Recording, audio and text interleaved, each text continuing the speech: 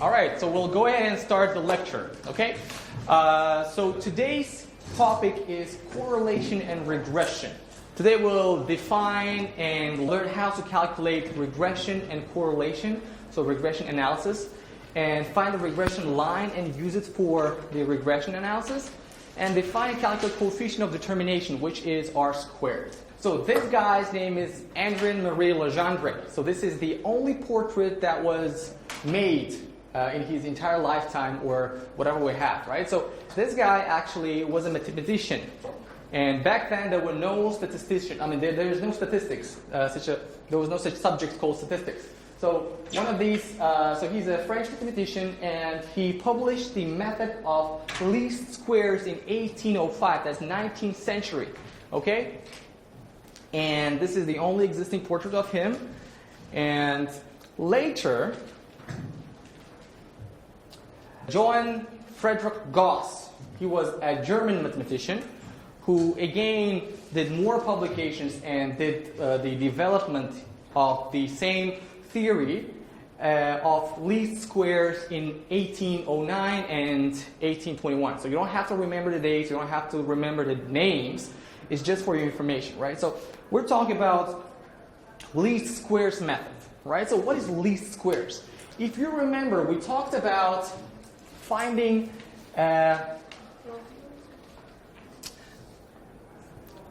so let's say, okay, before drawing this actually, let's say a very good example of, let's say, height of a person and his weight, right? Height and weight. We believe that the height or the weight of the person depends on his height, okay? So let's say we have many different observations, all right? What we have to do is we have to draw a line that perfectly fits in the middle of these observations, of these dots, okay? Perfectly in the middle. How do we draw this? Okay, so visually, we can actually draw something like this. All right, visually. This is something I would draw visually. Okay, and the least squares method tells us what it does is it calculates the distance of each observation from the trend, right, and minimizes it. Okay? You have to make sure that the line goes through perfectly through the middle. We call it best fit. Okay? And that's how it works. Okay? If you remember, we talked about standard deviation. So what was actual standard deviation? Standard deviation was when we calculated differences from the mean. You remember? That was x minus x mean, right?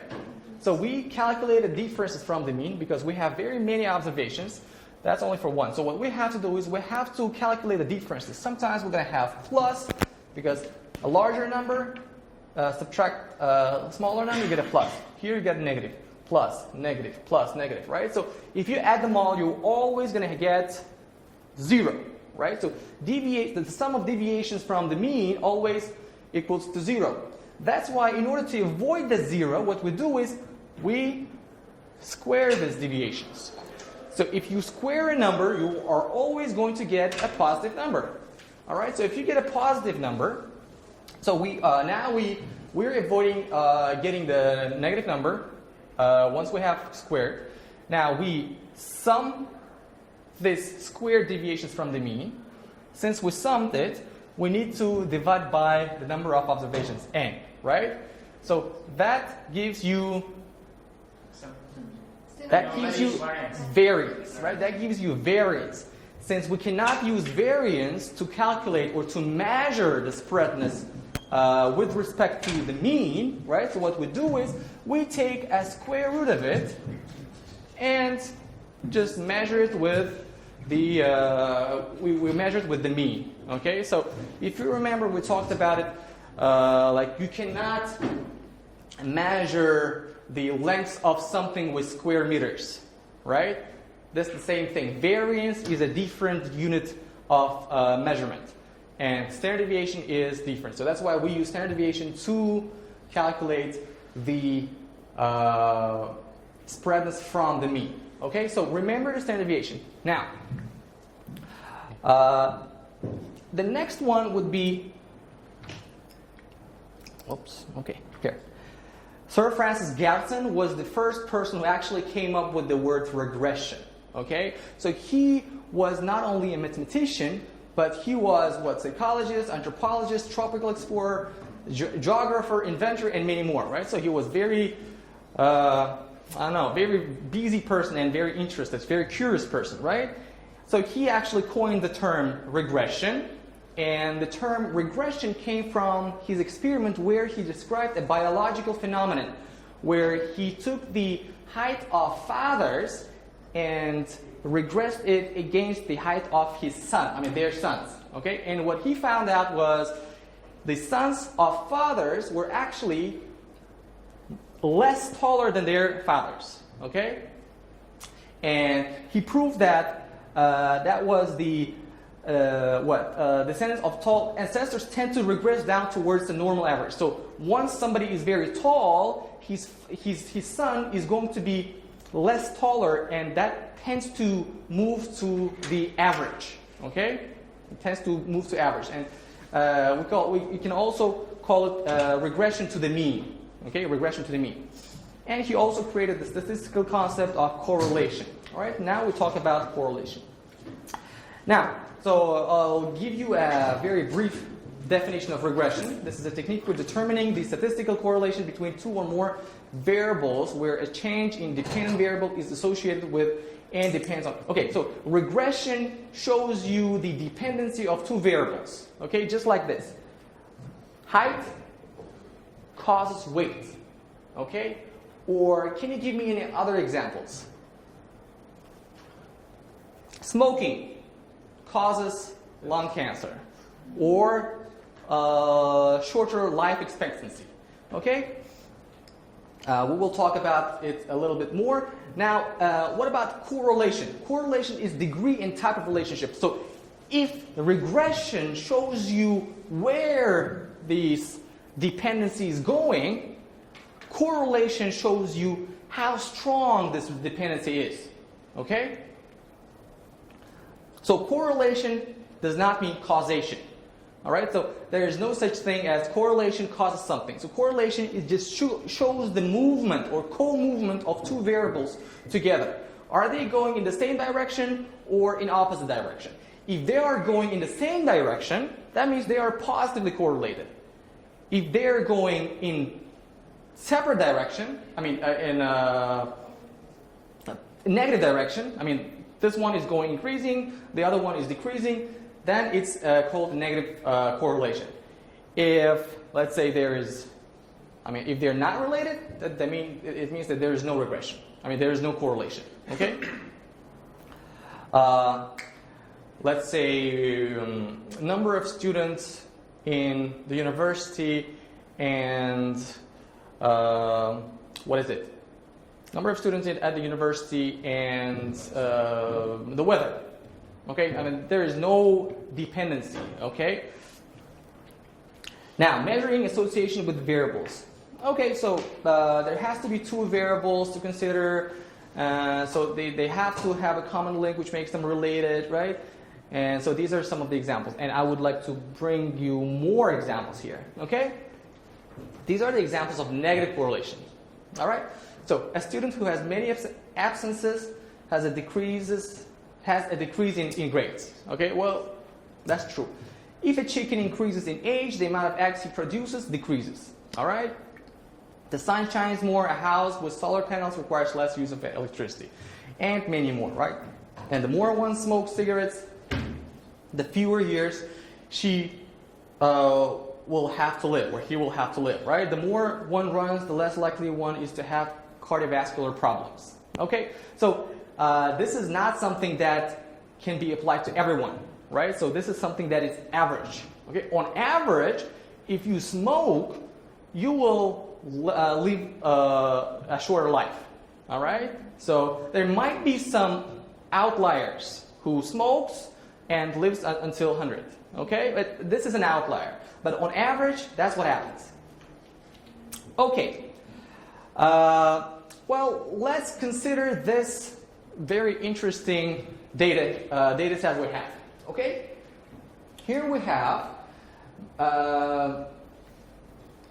here we want to see if there any association between a number of, let's say we have 10 sales representatives, and then we have, sales representatives who go, let's say, door to door or go to stores and they sell their stuff, okay?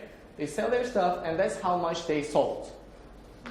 And that's how many retail outlets they visited, okay? And the last one is how many area covered in square miles, okay?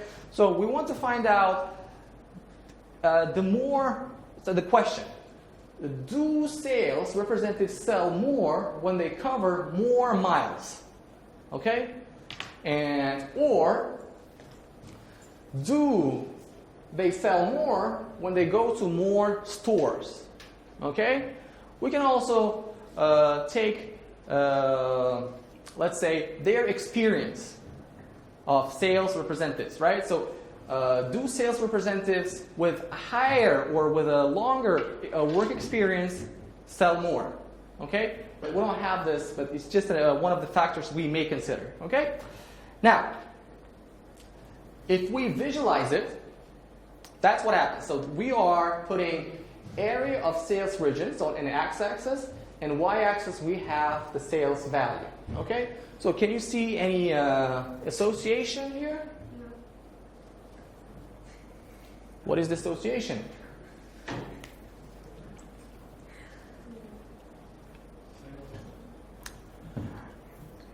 So what is it? Well, it's a scatter plot, right? So scatter plot actually doesn't show anything, okay? I mean, it doesn't make any sense. It doesn't show any relationship, okay? I mean, you cannot follow some kind of, I mean, the observations, the trends are not following any trend, right? I mean, it doesn't make any sense. Now, let's consider another thing. What about this one? Now, can you see the difference?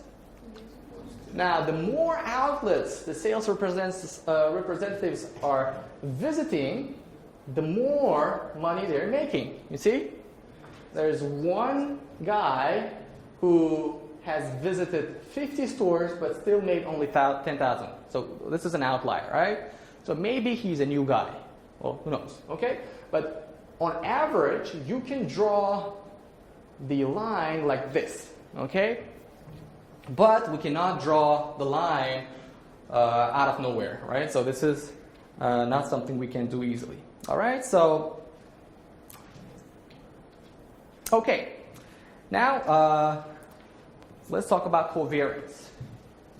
Do you remember this? This is standard deviation, right? Yes. What is this? Variance. This is variance, right? Now, variance. In variance, there is only one x. There's only one variable. If we add another variable, which is y minus y mean, right? We're going to get covariance, meaning two values, two variables co-moving with each other. So this thing actually measures if they are co-moving with it. I mean, yeah, if they're following the same direction or no. Okay? This is covariance. Okay? But covariance has a problem. It can be of any value. All right? So in order to standardize it, what we do is we have a thing called correlation coefficient, which is denoted with R. And in order to calculate it, what we do is we divide the covariance between x and y by their standard deviations. by the product of their standard deviations. Okay? So if you divide the covariance of x and y by the product of their standard deviations, you're going to get coefficient correlation coefficient. Okay? And so as you can see, covariance can be positive. If it's positive, there's a positive relationship, or it can be negative, which is less than 0, and there is a negative relationship. But there is no limit. It can be 1 million, it can be negative 1 million. But correlation coefficient will take a value from negative 1 to 1. Okay? So it cannot be more than 1.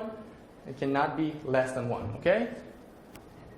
That's the range you can take. And that's the way how we found to standardize the correlation, right? So that's the formula. Okay? So what does it show? What does it show? Now, in order to calculate, let's say, so these are the numbers we're given. All right, so I'm not going to draw everything here because everything is on the slides, right? So I'm going to put up the slides. Well, basically, what do you need? You know how to calculate covariance. That's how you calculate it, right? And you know how to calculate standard deviation. All right, standard deviation multiplied by standard deviation of y, and that's it. And here on the table, you're going to see how they are calculating it. Okay, so they are finding the y squared, x squared. They are finding the product of x and y, and there you go. Okay, so the coefficient of correlation for y and x, and then they're finding the covariance. They're finding the standard deviation for y, standard deviation for x using the second formula, right? And then covariance divided by the product of standard deviations, and we're getting 0.96, which indicates that it is very close to 1. You see, there's a very strong correlation. So anything above 70, I would say, I mean, not 70, let's say 80, right? 80, I would say it's very strong. Okay, anything below 70, like 60, that would be medium correlation. Okay? All right, any questions concerning the correlation so far? Let's just ask you questions. So correlation does not show dependency, or it does show dependency, but it does not show causation. All right, so it doesn't say one thing causes another thing. Okay, so what it shows is it shows how strong the relationship between two variables is. Okay, good. Right now we're done with correlation. Now let's talk about regression analysis. Okay. The relationship between variables exists, okay? And we can see from the correlation coefficient, we would be interested in predicting the behavior of one variable. So regression is a predictor, so it predicts. And there is a dependent and independent variable, okay? So just like here, we're saying that the taller you get, the heavier you get, right? So meaning your height depends, your weight depends on your height. Okay? Right. Now, this is simple regression analysis. And if you remember, you had at school, you learned the functions. Ax plus b, or whatever or bx plus a. That was bx plus a, right? So that's bx plus a, right? So where you had the slope, here you had the what? What is this? That's intercept, right? That's y-intercept. Intercept. Okay, this is y-intercept, and this is slope. This is not the intercept. Right? This is slope. So what does it mean? The slope shows what? It shows the direction of the line, right? So, or the angle. So where is it going? So if you have, let's say, a slope of 1, 1 means, let's say, 1 means it's a 45-degree line and there's 1-to-1 relationship. If x increases by 1 unit, your y will increase by 1 unit. Okay? If the slope is less than 1, that means if x increases by 1 unit, your y will increase by less than 1 unit. Okay? That's what it means. And A means, well, it says it's y-intercept. This is y. And it shows the place, where it shows the point where this function, where your function intercepts with y line, right? The y-axis, okay? So the same thing we have here, okay? So y here is the sales. So we want to increase sales, right? So sales would be y. Okay? And then you have the A, which is A-intercept, the y-intercept, and plus B multiplied by the number of outlets. Number of outlets visited.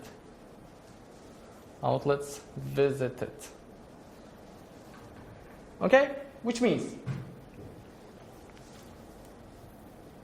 so what does it mean?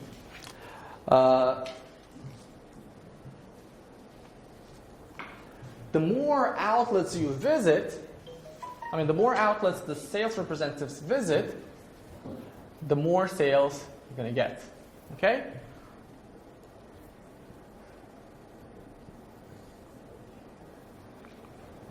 All right? The more they do visit, the more sales you're going to get. Okay? All right. But now, how do we draw this line? So does it have to be like this, or does it have to be? Okay. So yeah, we have the observations, right? We have the observations. Like we have this observations. But how do we draw this? Is it like this, or is it like this, or is it like this? So we don't really know, right? So visually we can draw anything.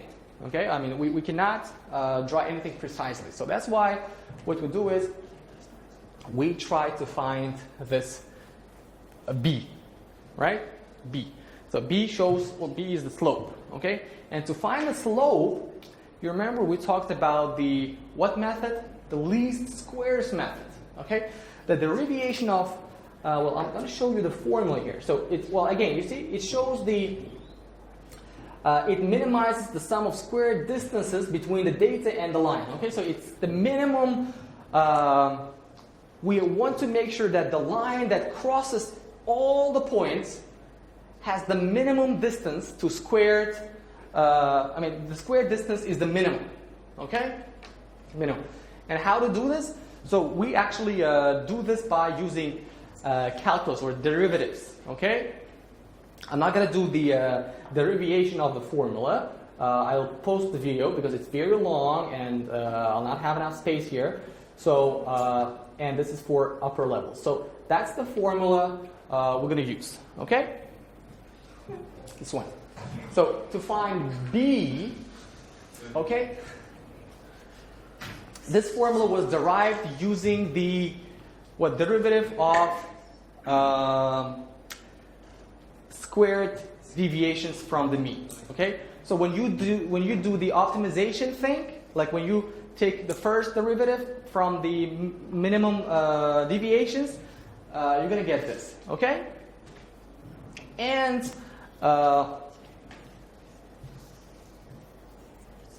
right. So that's if this is the function, right? Let's say y bar, x bar, right? So in order to find A, what do?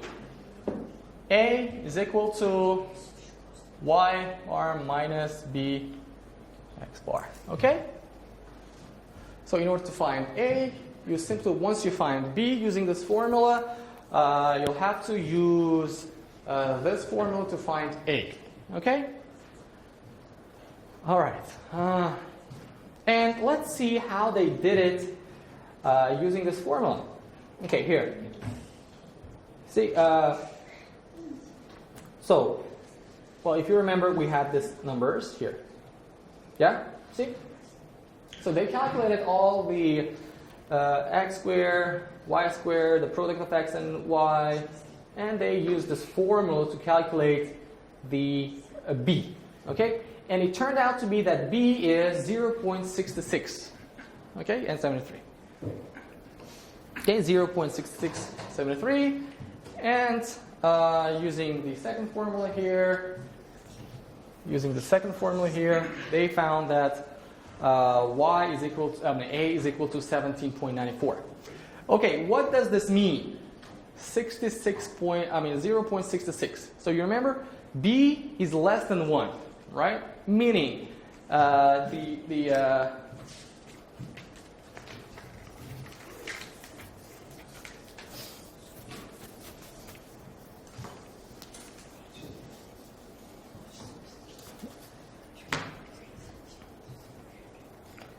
let's say that's 17.94, right? Yep. So that's where it starts, right? And your b, that's y is equal to, what is it? 17.94 plus 0.6673. 73x, okay, 73x, okay, which means if the salesperson doesn't go to or goes to 0 stores, right, 0 outlets, you remember that was number of outlets, right? If he goes to 0 outlets, he will still make $17,000, right? If he goes to 1 outlet, his sales will increase by how much? 0.6. Right, so 0.66 thousand, which is $667.3. Okay? So every extra output, visit to an outlet will increase the sales by so much. Okay? What if b is closer to 1? Is it better? Well, yes. If b is larger than this, let's say b is 1, that means every extra store visited will add up $1,000, right? If it's 2, that's $2,000. Okay? So which means it basically actually shows the responsiveness of the sales to a change in the number of outlets visited. Okay? And why do we need this? Because you can actually use this function, this linear regression, to predict your future sales, saying that, okay, let's visit so many stores and our sales will be so much. Okay?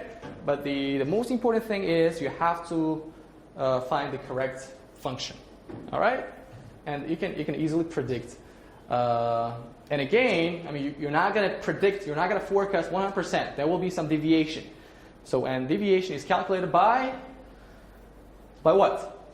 Standard deviation, right? So the standard deviation, the smaller the standard deviation, the more certain your prediction will be. The larger standard deviation, the less certain your prediction will be. Okay?